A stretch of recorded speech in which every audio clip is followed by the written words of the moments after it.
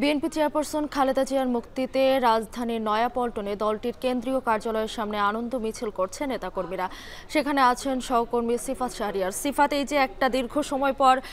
BNP chairperson মুক্তি পেয়েছেন, এতে নিশ্চয়ই নেতাকর্মীদের মধ্যে আনন্দ উচ্ছ্বাস কাজ করছে। কি অবস্থা দেখছেন জানাবেন।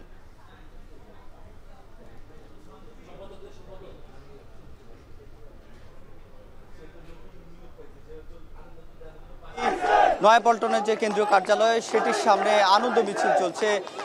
এবং ইতিমধ্যে জানেন যে বেগম খালেদা জিয়ার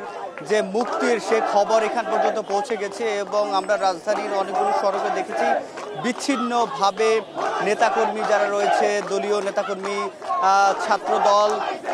এবং যুবদল সহ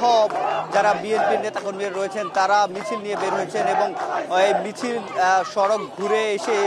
এখানে এসে থেমেছে এবং এই যে মূল কার্যালয়, প্রধান কার্যালয় আপনাকে একটু দেখাতে চাই। এখানে যে নেতাকর্মীরা যারা রয়েছে তারা স্লোগান দিচ্ছে এবং তাদের যে আনন্দ উল্লাস সেটি আমরা দেখছি এবং রাষ্ট্রপতির যে আদেশ দিয়ে যে প্রজ্ঞাপন সেটি আমরা দেখেছি, যেখানে বিএনপির চেয়ারপারসন খালেদা জিয়াকে মুক্তি দেওয়া হয়েছে,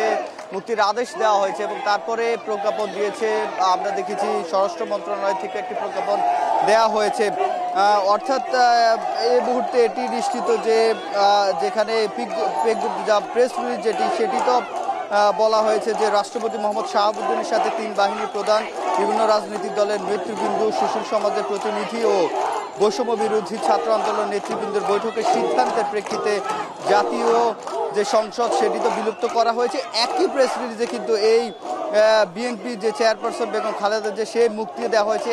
এবং এই যে রাষ্ট্রপতির কার্যালয় যে প্রেস উইং সেই প্রেস রিলিজে একই সাথে এই দুটি বিষয় কিন্তু জানানো হয়েছে এবং মুক্তি এবং 1 জুলাই 2024 হতে 5 আগস্ট 2024 পর্যন্ত বৈষম্য বিরোধী ছাত্র আন্দোলনের মামলায় আটককৃত যারা রয়েছে তাদেরকে ইতিমধ্যে মুক্তি দেওয়া হয়েছে এবং আমরা যেটি দেখছি যে এই পল্টন এবং এর আশপাশের এলাকায় আমরা যেটি দেখছি যে মানুষের যেই স্লোগান মিছিল সেটি কিন্তু দেখা যাচ্ছে এবং এখানে যে একটা আনন্দ মিছিলের যে বিষয়টি সেটি কিন্তু আমরা দেখছি সর্বস্তরের যেই নেতাকর্মীরা রয়েছে, সর্বস্তরের নেতাকর্মীরা